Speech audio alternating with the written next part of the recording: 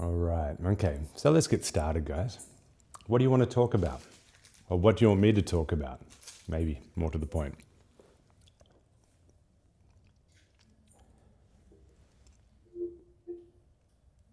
Any thoughts? Can you talk about what you should be doing while you're meditating? Nothing. You should be doing nothing while you're meditating. There you go. Next question. That was easy. Yeah, I mean, that's the hardest thing of all, isn't it? I mean, meditation is very difficult. And it's difficult because we're compelled to look for the next thing. And so that compulsion makes it very difficult. So I've often said that like Facebook and Instagram and all that stuff, it's like a microcosm of the mind, of the human mind, because it's just, we're always just looking for the next thing, the next thing, the next thing. And people sort of think that, it only happened when social media came along, but no, that's not true at all. It's just social media is just an expression of what was already happening. And so I think we've always done it, but now you can actually see people flicking. And and so I think that's the problem. So the best thing you can do to stop thinking and to actually get into the meditation is to make it really enjoyable. And that's easier said than done. Hey, I mean, it's actually the hardest thing in the world to do. Because in the beginning, when you start to try to enjoy it, you feel like you're faking it. And so there's this doubt that comes in, and so we block ourselves continuously, and so it's just this a battle with ourselves. But the way to do it is to try and find that enjoyment through the day, so that when you actually go to have a sit in the evening or the next morning, you've been building that power, because that's what it is, like it's a power. You've been building that skill through the day. And then when you apply yourself, when you go to sit down in the evening or whatever for meditation, you're already there, or you're almost there. And so it's just a little step. So, you don't have to keep on reinventing the wheel, so to speak, And so that's the main problem, is that we forget as well. We forget all through the day, and then, we look at our schedule and, okay, I've got to meditate now. And then we've been crazy all day. And then we try and not be crazy. It's the hardest thing in the world to do. It's super hard, right? So, yeah. Is that your experience? Yeah. Somewhat. Yeah. I find that I'm good for about half an hour, 45 minutes, where I can get right into it. Oh, that's good. And start to hurt. Yeah. And I'm focusing on the pain. Yep. And instead of meditate, and then struggling from 45 minutes to say an hour, I've never even got that far, really. Okay, but that's fantastic, man. That's good. That's good that you're doing it for that long, because it's a struggle for most people to sit there for 10 minutes, properly. So to get to a point where you're sitting for 45 minutes and then having to struggle after that, that's fine. The struggle's fine. As long as for that first, half an hour or 40 minutes or whatever, you're able to get some peace. And then what happens is the mind, you get kicked out. It's the weirdest thing. And And then if it's been enjoyable for you, you'll be drawn back to it at a later point. It might be 10 minutes later, it might be 10 hours later or whatever, but you'll be drawn back to it.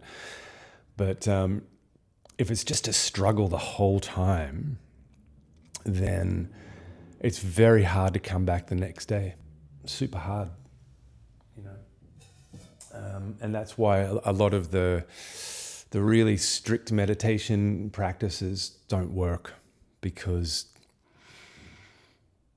it's almost like, like, I suppose it's like, in entrepreneurship and things like this, like they talk a lot about rewarding yourself in business, for instance. And so, let's say you work really hard and, you make that, whatever it is, the sale, or you get the, you reach that point that you need to reach with whatever you're doing in work. And so you give yourself a little treat, and it's those little treats that actually make your work life better, and it propels you forward. And so you have to treat meditation the same way. If it's too dry, it doesn't work. So you have to be, and everyone that I know who's good at it, they generally tend to be quite blissful, and so they go hand in hand. The bliss makes you meditate better, and the better meditation makes you more blissful. And so it sort of spirals like this, but you have to, and this is the hardest thing, as I said, you have to, when you realize that you've released a little bit, you have to pay it attention, and you have to just give it the credit. And that's the hardest thing. So let's just try and do that now, for instance. It's because it's literally, I think, the hardest thing to do, because you just feel like you're full of shit. You feel like you're faking it. Excuse me.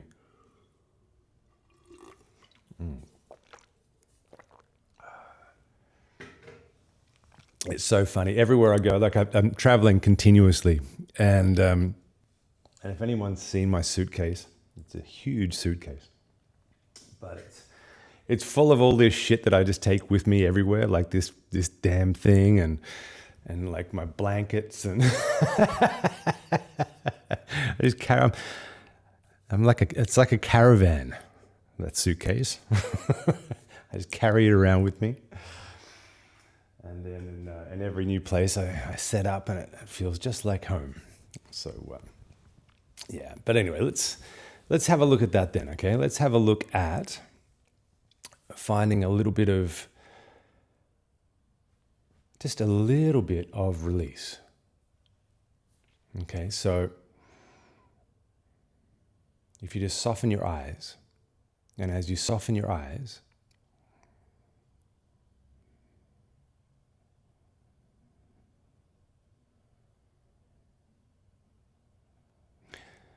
just that one little action, I want you to pay attention to it. And if it feels just half a degree better, then I want you to enjoy it.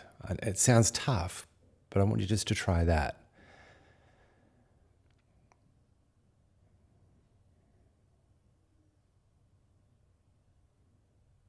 Right, and then the mind will kick back in and say, yeah, but what next? Okay, so that's it. That was the exercise. So stop, open your eyes, come back to it, come back to life, all right? And then we can do it again. So close the eyes. Allow them to relax and release any extra tension that's in the eyes that you don't really need.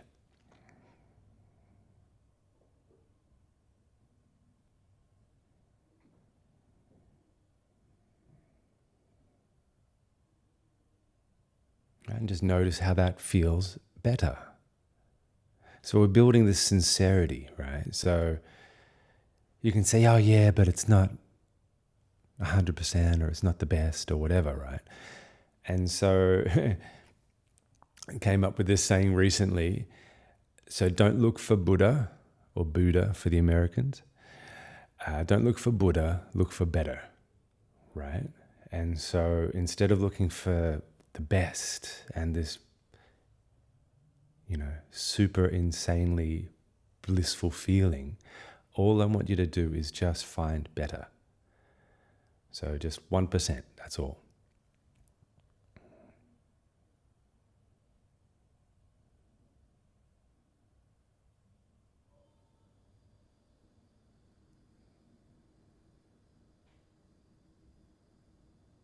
Right?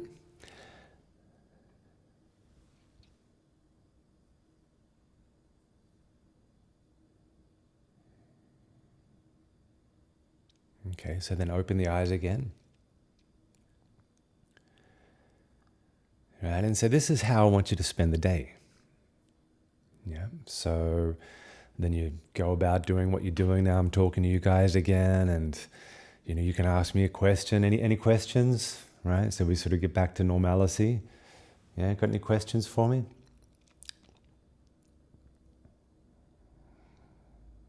I got one. Yeah, man. So it's the same topic here. In the morning, I find it much easier to meditate. Yep. Because there didn't happen anything Yes. yet.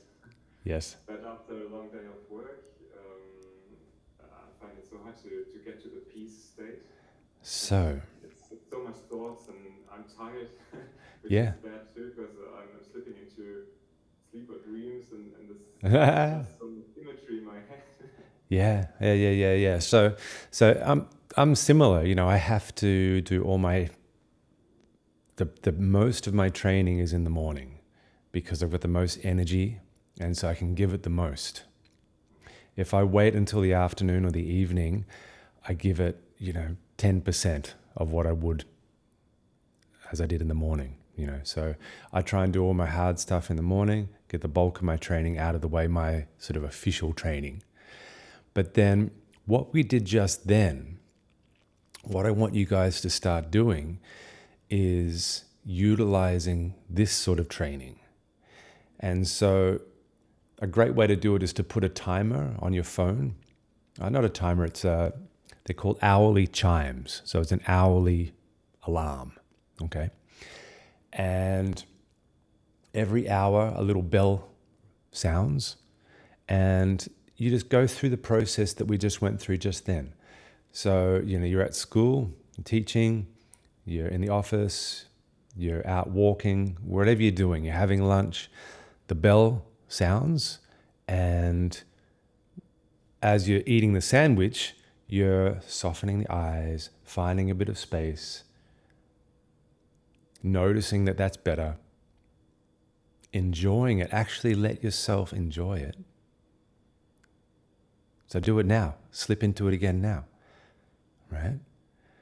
So just find that, the release in the eyes.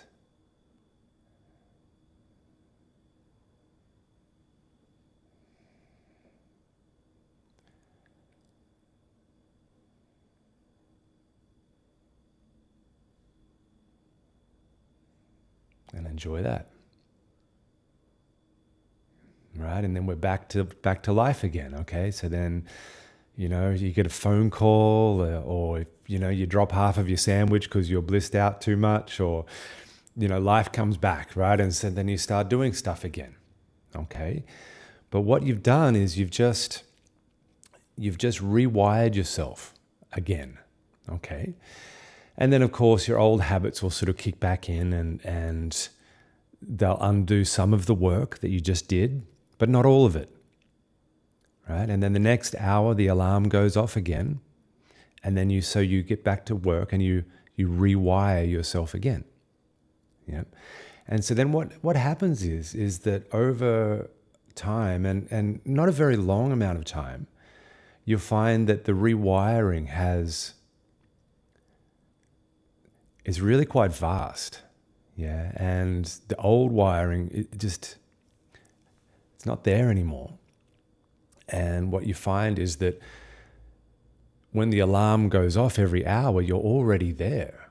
You're already softening the eyes. Yeah. And then what you'll find is that instead of staying there for 1 minute, like you used to do, or 10 seconds like you used to do when you first started the exercise, 6 months earlier or whatever, you start noticing, oh my God, like I've been there for 5 minutes now, or 10 minutes now, right? Or 15 minutes now. And this is the way to do it. It's the same with every skill in life. It's always the same, So whether it's, it doesn't matter what it is. It doesn't matter.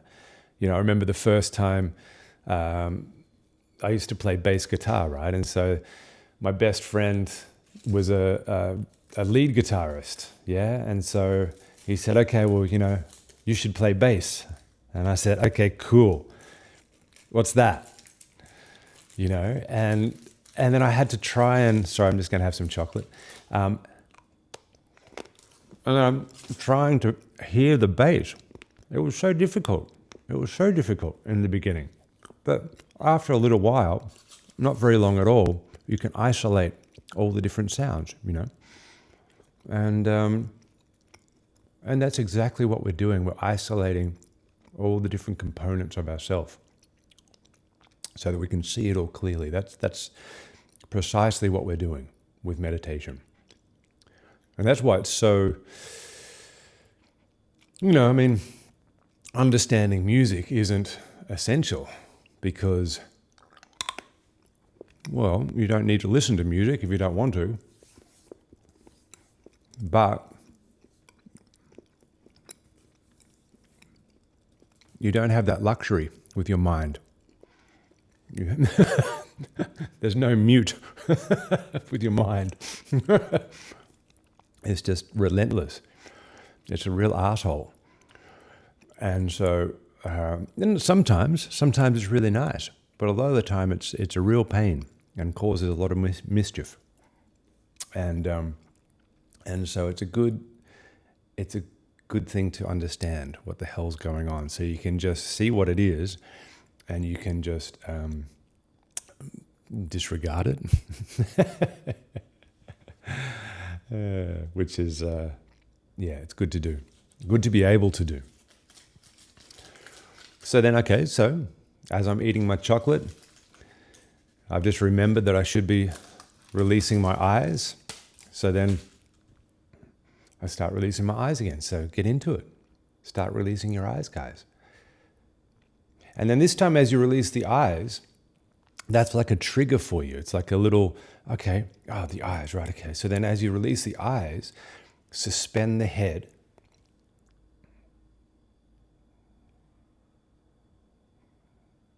And then as you release the eyes, you suspend the head and you release the chest.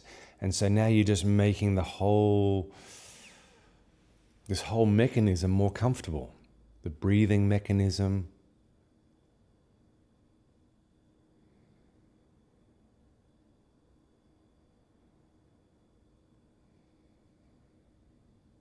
So you can even put your hand on your chest, for instance, and just as you put your hand on your chest, just soften your hand,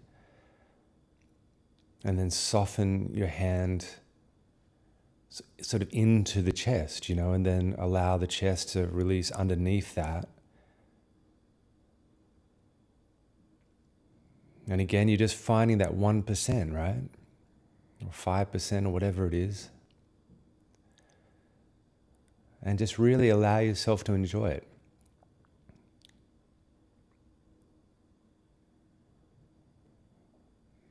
And suspend the head, release the eyes, soften the eyes.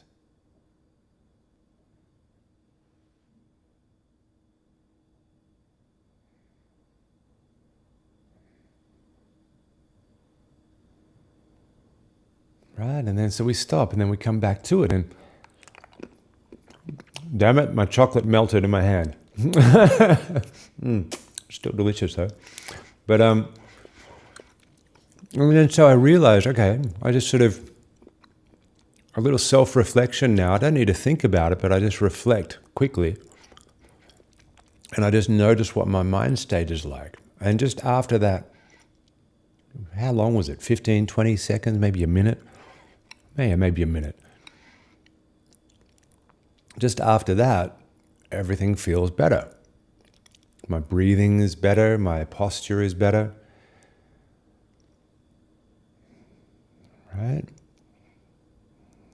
And so we've rewired ourselves. And so now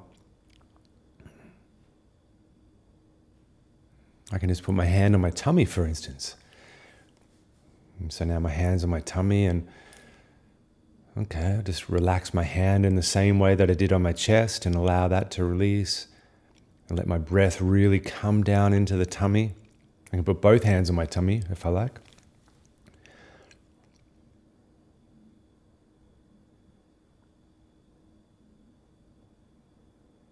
So I've got both hands on my belly, and I'm releasing my hands and releasing the belly and suspending the head as I do it, softening the eyes.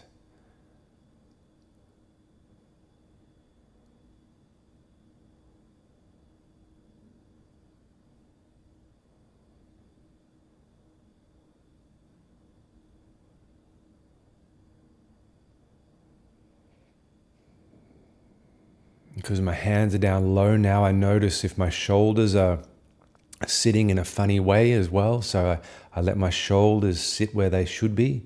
So nice and relaxed on the side of my body.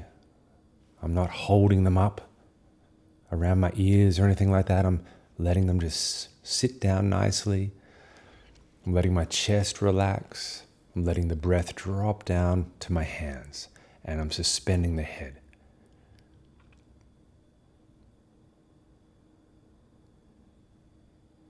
And I start to notice, oh wow, okay, I'm holding a little bit of tension in my throat.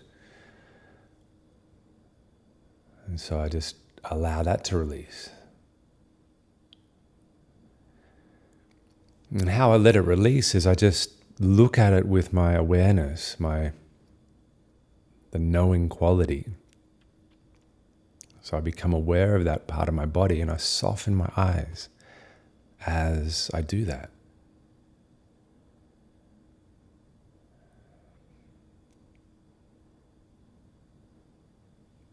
And if you want, you can touch the throat if you like. Say, for instance, if you've got a funny throat, you can just touch it. And because sometimes it's hard to get the awareness in these points because we don't spend time there. So I can guide my awareness with my hands.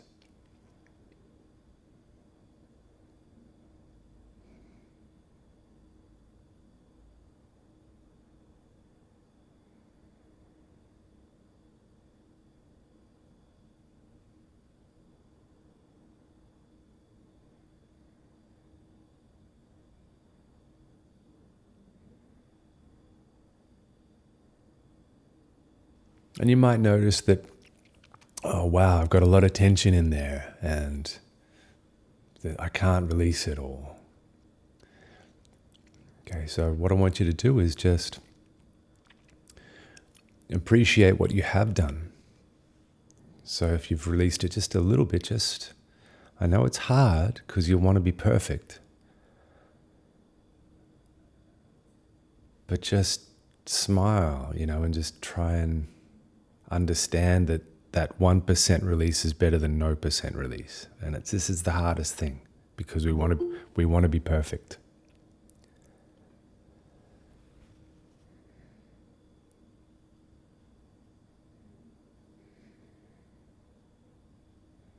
And so then, let's say I can't release my throat, say it's really blocked. Okay, cool. No worries. Let's go to some easier place. Okay, so it might be my shoulders.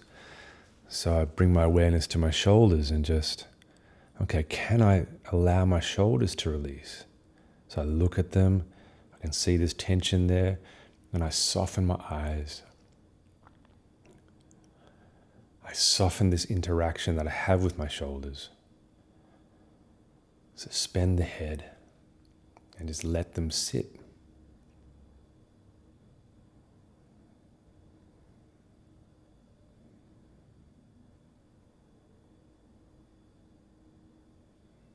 And so if that was easier for you than your throat, perhaps, then you can enjoy that.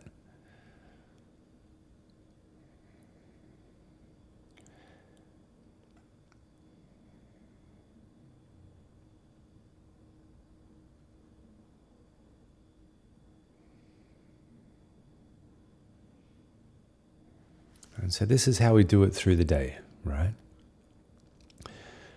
And then what happens is when you go to sit in the evening or the next morning,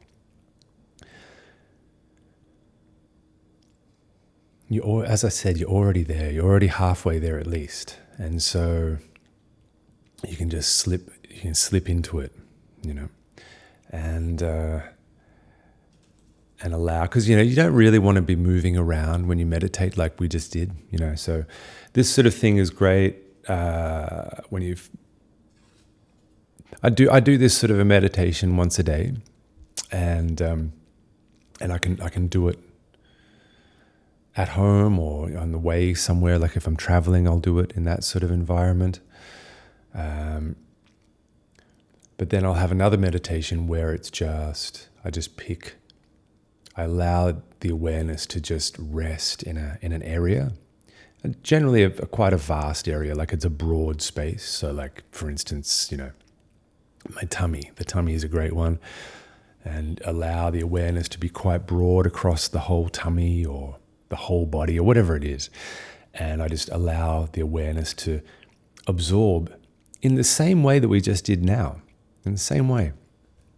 So, but without the moving around, because that's what the mind does. It moves around, and so we want to sort of give it a rest, But to get to the point where it's going to just sit there and we can absorb into it, we need to go through this process, the one that we're just going through now, to prepare ourselves.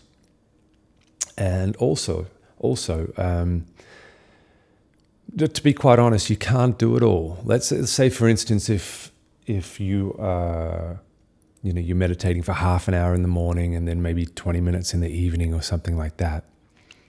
To be honest, like, it's great. It's really good, better than not doing it at all. But it's not enough. Never enough. My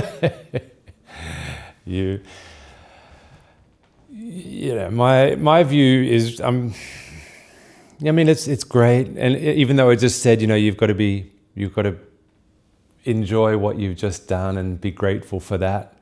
I want more, damn it. You have to meditate more. So it's one of those things. Yeah, so I just contradicted myself a little bit, but but the way to get more is to enjoy the little bits, because you can't just go for more. Yeah, I don't know if any of you have ever tried that. It's like, oh, right, all I need to do is meditate. Okay, cool. I'm just going to become a Buddha then. And, you sit down and, you last for 15 minutes and that's it, right? Because the mind is just like, nah, screw you, buddy. Because you got the wrong wiring, So this sort of thing takes time to build. Yeah. So how's that feeling? And so notice how it feels a little bit better, right? It's so difficult. And so this is called mudita. If you go to Thailand and you talk to a Thai and you say mudita, they will understand. Kind of. Some of them understand. But so, mudita in Thai, like the general sort of view of mudita is just being happy for people, being happy for people's good fortune. That's the general view of mudita. It basically means the translation is appreciative joy. And so, but most people don't. Most Thais, wouldn't be applying that same mudita to themselves, because it's the hardest thing to do. So this is what we need to do. And it's actually, like every time we do a meditation now, we tend to talk about these 4 sublime abidings. So you've got compassion, you've got loving kindness. And then there's the third one, that list is what we're talking about now, which is mudita. And then after that, you've got equanimity. And you would have found that after you just enjoyed yourself just a little bit, there would have been an equanimous or a more equanimous feeling that you may have noticed. And then, because this is the four foundations, although it's taught separately, in my view, it's actually, it's a cycle. So it starts from compassion, understanding, and so we have an understanding of why we're feeling upset or sad or whatever. And so we apply the we apply the cure, I should say, which is the opposite of that, because the uncomfortable feeling is always just contraction, right? And so once we understand that, then we apply the cure to that, which is softness. And as we soften the eyes, we soften the intention, and we look and we penetrate that contraction, and we see spaciousness in there. And then we enjoy it, and that's the mudita. We enjoy, nice.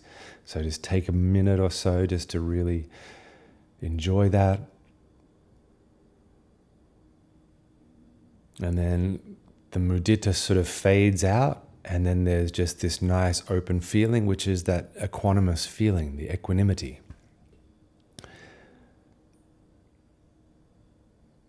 And then the thought comes back again, and then so we go through the cycle again. And that's a nice way to do it. That's a nice way.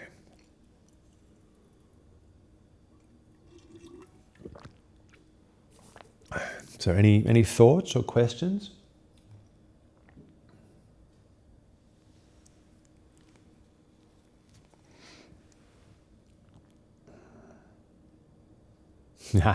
Good. Good. And there we have it. So very interesting thing with this stuff is that when the mind is calm like this, and you've penetrated like that, and you've seen the cause and the effect of applying these remedies, a lot of the questions disappear, the confusion disappears. And there's this knowing quality, which is always there, but we're sort of lost in thought a lot of the time, and so we're confused, we're lost. And but when we know where we're going, you don't need to ask where you're going, do you? And so that's why it's important. It's. I went out for a drink the other night with my Albanian. I'm in Albania at the moment, by the way, and so I went out for a raki with my Albanian friends, a raki and a korcha beer, and I played bass, Pia Paolo. I played bass. They had a bass there, and they dragged me up, and it was fun. And I played a couple of songs. What did I play? I played some Bowie and some. I played a bit anyway, so that was kind of fun. And but it's funny. There was this guy there, and he asked me the same stuff all the time. He's this young guy. He's like 22 or something like that, and he's just totally stuck on magic and supernatural powers and this and that, and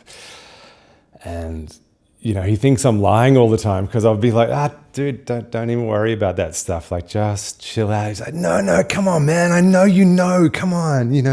It's like I'm holding out in him the whole time, but I'm not. It's just, it's the wrong direction. If you're trying to control things through magic and all that sort of stuff, you're trying to control things. And I don't know if you guys have noticed that life's pretty uncontrollable most of the time. And, we just sort of get swept along with it to a large degree. And, life happens around us and with us and to us. And before you know it, 10 years have gone past and all that. And so if you can navigate your life by releasing through it, and so as these hardships come up and the good times and the bad times and all that, and this is the challenge, isn't it? This is life, I think. No, I don't think. I don't know why I said that. Because that's what we say. We say because I think that this is my opinion, and so I don't want to sound too forthright as though I know everything. So I'll say, this is what I think. But I actually know it. It's true.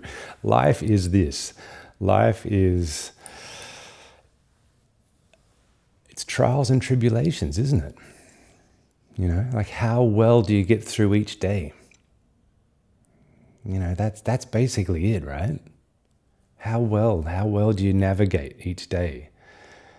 And, are you smashing your head against the wall the whole time, or are you releasing through it and allowing it to flow? It doesn't mean you have to be directionless. You can still have direction, but, is it rough the whole time, And so that's what this practice is. That's what it does. So for instance, I have a very full life, I'm always working and traveling and doing all that stuff. And my day it's a pretty intense day, even though it's quite chilled, but it's super intense. I train a lot. And I've trained like that for almost 20 years, And so it does take discipline, and so it's the discipline, like releasing the tension around the schedule, around the routine, instead of having that battle with yourself every day and it's just hard work and hard work and hard work. Instead of doing that, applying what we just did then with the mudita and finding some bliss within that routine or whatever it is that you have to do, and then you get a little bit of joy there. Oh, okay, cool. Right, and then it makes the next moment a little bit more equanimous. And because you have that equanimity there, you can then see the tension as it's rising the next time, because remember, it comes in cycles, right? And so then the tension comes in, but because you've just had that equanimity, that clarity, you can see it more clearly, and then you can apply it more readily with better efficacy. And then boom, okay, nice, soften through that, released, okay, and enjoy that, and so on and so forth. So this is it, guys. That's life. That's life. If you can master that, you're bloody good. Bloody good. I've only met one person who's mastered it, and he's bloody good.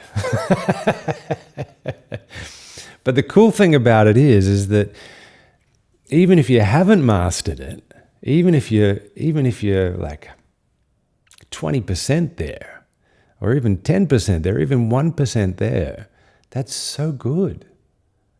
Like if you think about it, like I'm talking about 100%, right? This guy, 100% of his life is just poof, it's on. And he's penetrating the whole time, right? He's seeing the cause and finding the release simultaneously. Okay. But let's say, for instance, that's 100% of the time. So let's say, for instance, you can do that 1% of the time. That's still a lot of time over a whole life,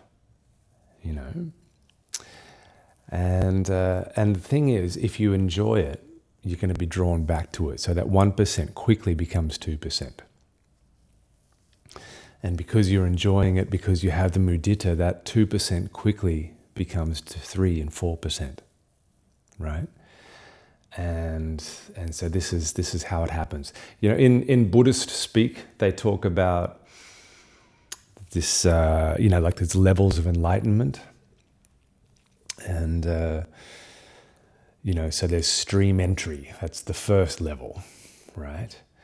And so what they say about stream entry is that after you've achieved stream entry, there's only at the most 7 more life cycles before complete enlightenment, right? Because your being is drawn to release so heavily, right? Because you're just drawn to it. You know, you're like, we're all junkies, right? We're all drawn to things, to phenomena. That's what we are. That's what we do. You know, people are drawn to Facebook. People are drawn to smoking pot. People are drawn to eating chocolate, right? And so meditation and all that stuff, it's the same. It's just another drug, right? And so this idea of stream entry is, what is it? Satipatthana. What is it? Sodapan. That's the Thai word, or the Pali word.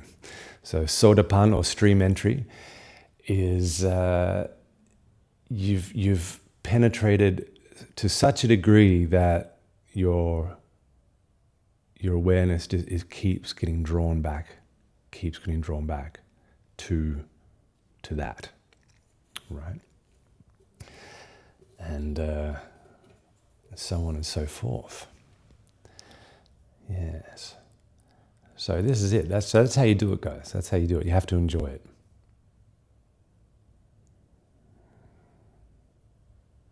So any thoughts or questions? You can ask. You can ask questions, but it's a lot of the confusion. So when I say you shouldn't ask questions, I mean a lot of the confusion falls away. It doesn't mean you don't have any questions, but the confusion stops. So any questions about practice or anything like that?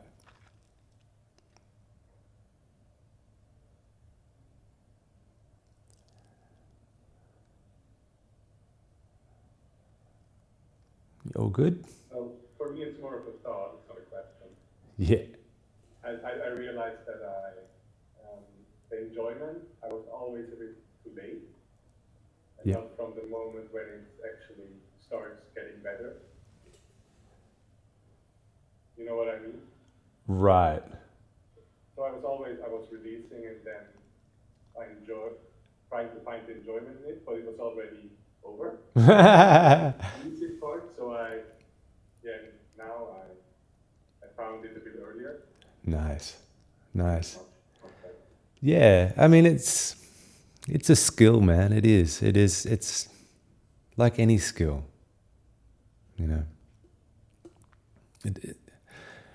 I suppose it'd be like like learning how to be a comic, like a stand-up comedian. Like reading a crowd and all that, and you drop the punchline, but in the beginning you kind of miss the timing,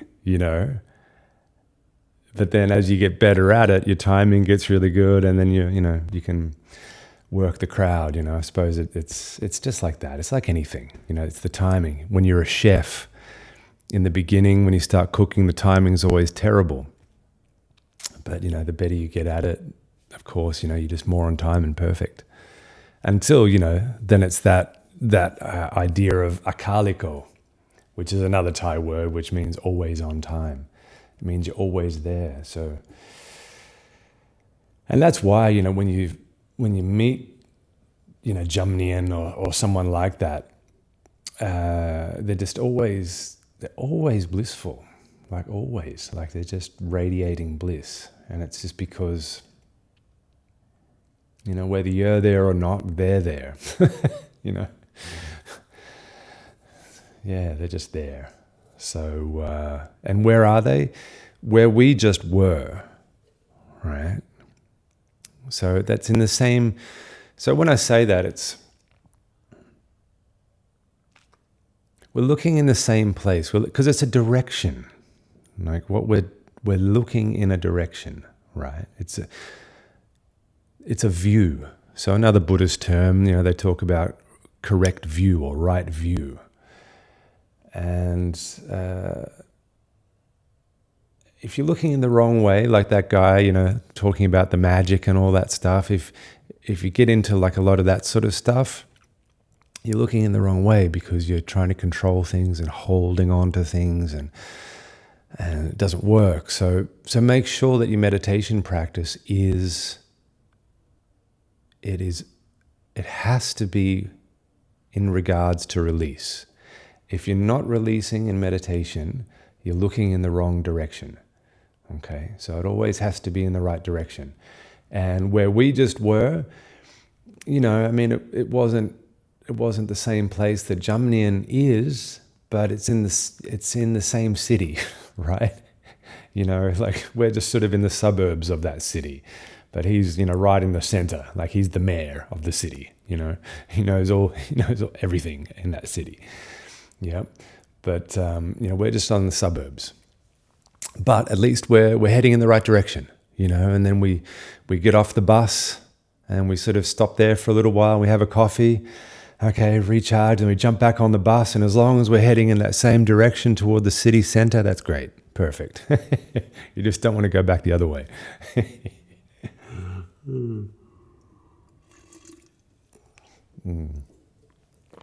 Yeah, Seabass. So it's the timing, man. The timing is one of those things, but yeah, it's doing it through the day, you know. So every time your foot hits the ground, enjoy it. So notice if you're this is where it has to get to, right? It has to be. You have to, because I sound like such a fundamentalist, because I am, I suppose. But you know, it's like an all or nothing, like this is everything. And it is everything. Because if you think about, you know, the only time that you've ever been upset, and for most people that's quite a lot. A lot of the time is spent being perturbed. You know, being a little bit pissed off, just a little bit. That's most people most of the time. You know, and that's fucking terrible, right? Isn't that bad? That's a terrible thing if you consider it. And so then if you consider that the only reason that they've been a little bit pissed off is because they haven't been able to find the cause of the contraction, that, oh my God, it was like, it's just there. It's like, it's just there. It's so close. But they were looking this way. All they needed to do was just go like this. Oh shit. Are you kidding me? That's it? No. Crazy. It's crazy. So because we're so used to looking in the wrong direction, we have to train ourselves to look in the right direction. So, you know, things like as you walk down the road, just soften your feet. And just notice how nice that feels as you soften your feet. So instead of fighting with the sidewalk, having a battle with the pavement, you're actually making out with the pavement, you know. You know, or, you know, like I'm talking to you now, right? So, okay, so this, because it's all to do with sense interaction, sense gates, yeah? So my world right now is I'm vocalizing and I'm seeing you guys, right? So that's my world. Yeah. And so as I'm doing that, any tension that I feel in my voice or in my breathing mechanism or in my eyes, so they're the main things that I'm aware of, and I'm just releasing anything that comes up within that. Yeah. So that's on a physical sort of a level. And then because I'm doing that, it actually, just the physicality of doing that, because I can't be tense and be releasing my mind simultaneously. It doesn't work that way. So because I've got my mind doing a job, and the job is, I want you to just release any tension that comes up, any contraction that comes up. Okay, mind? Okay. So that's its job, right? So I've set it out to do its work. And so as it comes up, I'm releasing. And the mind has to release as well for it to release my chest or my throat or my eyes or my ears or whatever, right? My voice box, whatever it is. And so it takes care of my mind. It's very cool. It's a very cool little trick.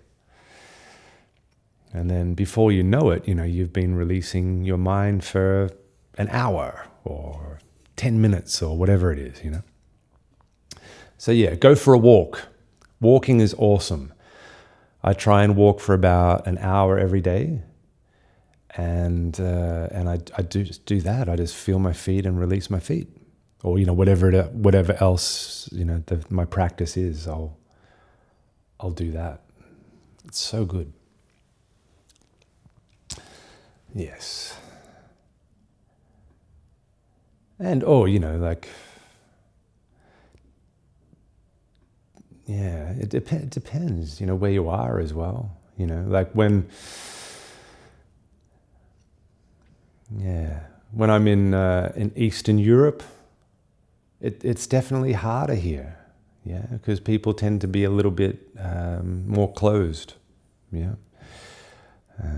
I notice it so much, of course in Thailand, people are very open in Thai, but I noticed it very much when I was in Washington just recently, and going for a walk through the park or down the street in Washington, in DC. Every person that you walk past, good morning, sir, good morning, good afternoon, sir, good afternoon. It was awesome. And so it's easy in that way to open up and find release. But then, in other places, in New York, for instance, it's different. Or, where I am right now, it's a little bit different. People tend to be on the street a little bit more closed. So, you have to open up some more. Of course, when you start talking to them, they open up. But just in passing. Interesting.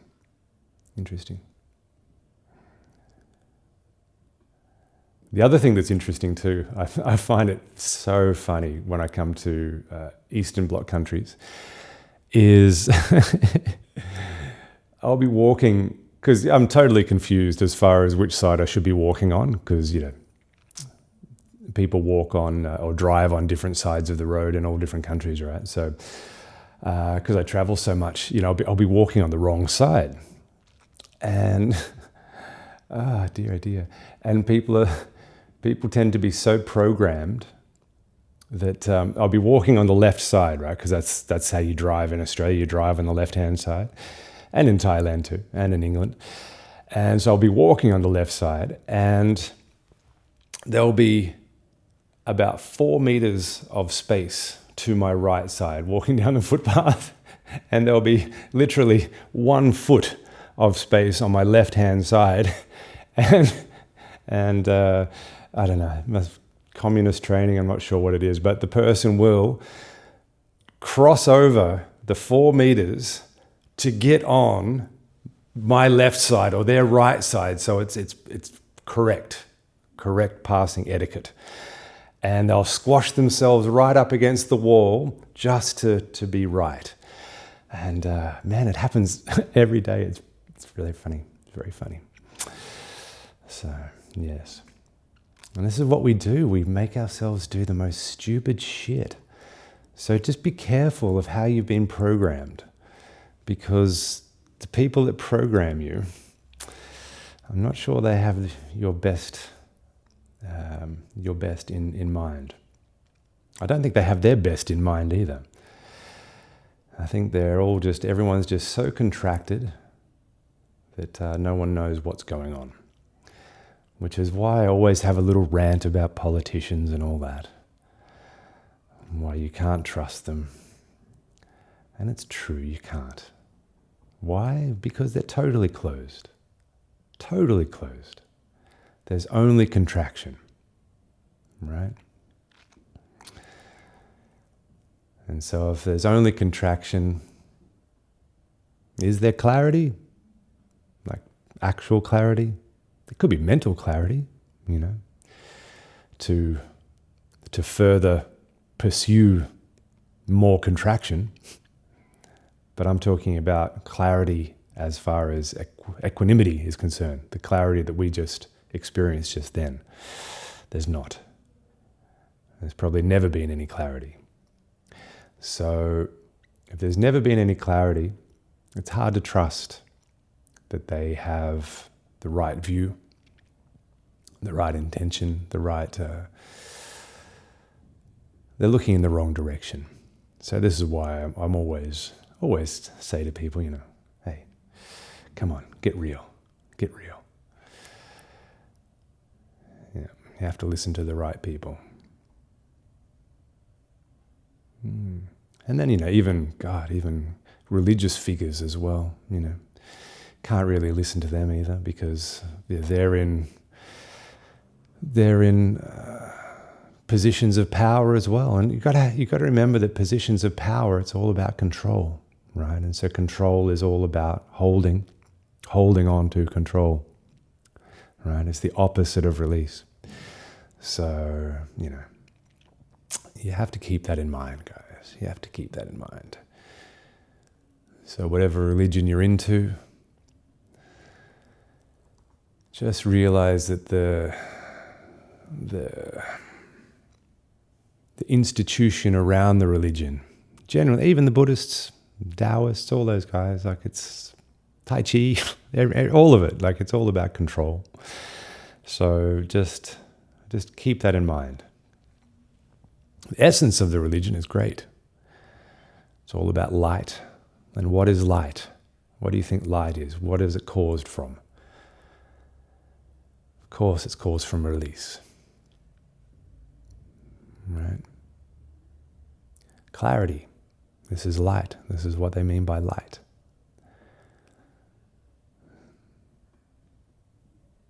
How do you get the light? How do you get that? We don't want to visualize it. You don't want to hold on to an image of light, because that's just holding on to light. You want to release. You don't even want to hold on to the idea of good. Yeah. What you'll find, though, is, of course, as you do release, you tend to be good, because being nasty is generally contracting, and so it's the opposite. You're heading in the opposite direction. But even being good is contracting too a lot of the time, if you hold on to it. And you see a lot of people do this, like the people on the sidewalk. Like they're trying to be good, but they're just being a pain in the ass. That woman almost killed herself just then. She got gravel rash as she walked along the wall, grazing herself on the brick wall just to get past me on the correct side. Dear, oh dear. And we see this all the time. So just be aware, being good is not necessarily being good. Yeah. Release. The cool thing about release is when you release, things take care of themselves, generally speaking. Energetically, in the body, if you release the body, it will be filled up with something. It'll be filled up with nature. It'll be filled up with God. It'll be filled up with the universe or chi, right? Instead of blocked to life. And it's the same with the mind. When the mind opens up, it's opened up to nature and chi and all the good stuff. So you don't need to worry about it. You don't need to get in the way. You just do the work, and things take their natural course.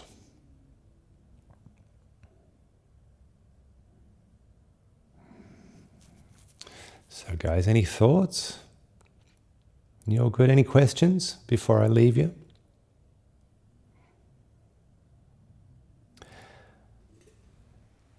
I've cooked up some stew. I've got some stew, like a big pot of slow cooked meat over there. There's a half a bottle of wine over there. And I can hear it. It's talking to me. Andy.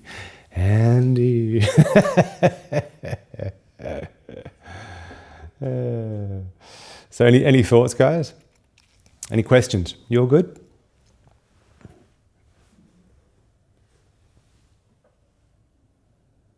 Good, thanks. Nice chat. Cool.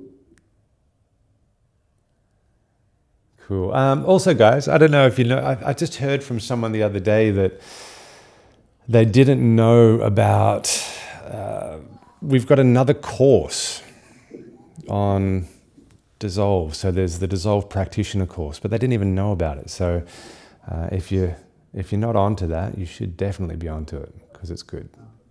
Where is your next workshop?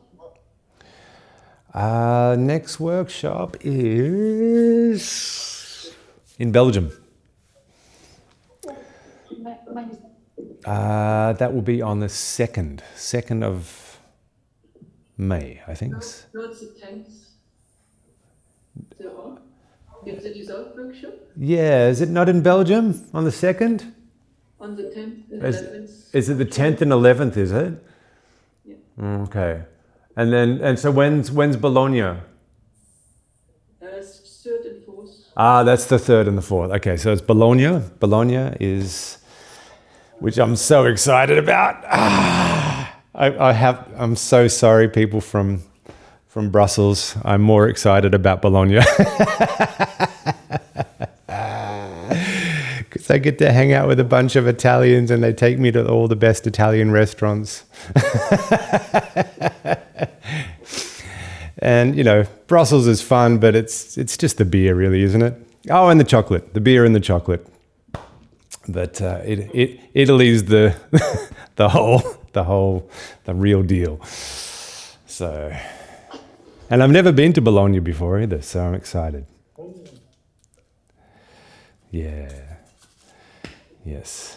And all the Bolognese people, Bolognese.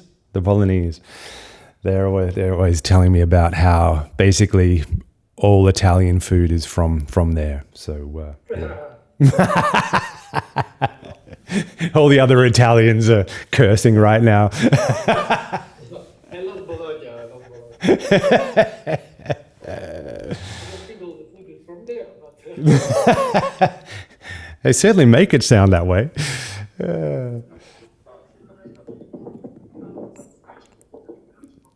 My pleasure, Janine. Yeah.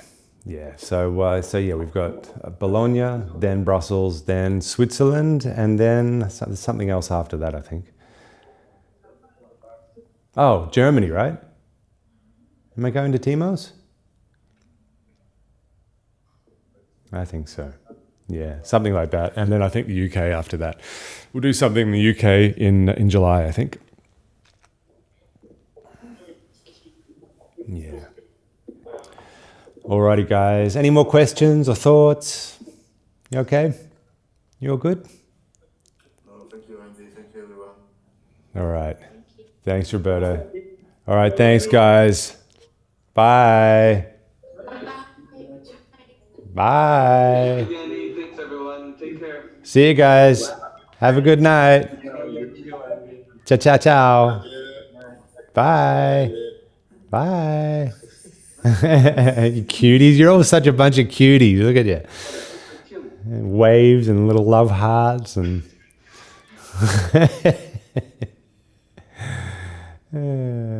awesome.